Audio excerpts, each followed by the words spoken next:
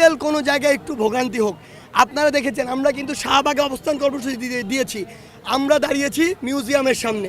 আমরা চাই না আমাদের যে ভাই বোনরা রাস্তা দিয়ে চলছে তাদের একটুও ভোগান্তি হোক।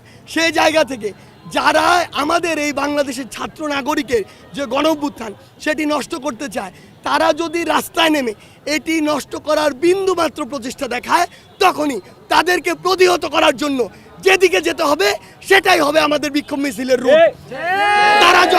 তারা যে সময় বের হবে সেই সময় তাদেরকে প্রতিহত করার জন্য আমরা যখন বের হব সেই সময়টি হবে আমাদের বিক্ষোভ মিছিলের সময়। যেই ফ্যাসিস্ট সরকার 16 বছর ধরে এই দেশের মানুষকে শাসন ও শোষণ করেছে, তাদের বিরুদ্ধে এই দেশের ছাত্র জনতা ঐক্যবদ্ধভাবে কিন্তু এই বিপ্লবটি ঘটেছে, এই গণ অভ্যুত্থানটি ঘটেছে। সেই জায়গায় কেউ যদি আবার প্রতি বিপ্লবের কথা ভুলেও মুখে নেয়, তার মানে সেই বাংলাদেশের পুরো ছাত্র জনতার বিপক্ষে একটি ঘোষণা দিচ্ছে।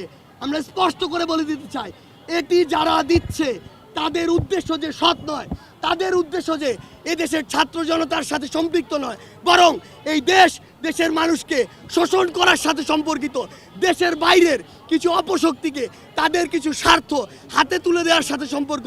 এই দেশটি বিভিন্ন কারণে তাদের হাতে আংশিক বা সম্পূর্ণভাবে বিক্রি করে দেওয়া যে তাদের স্বার্থ, সেটি আমরা বুঝে যাই।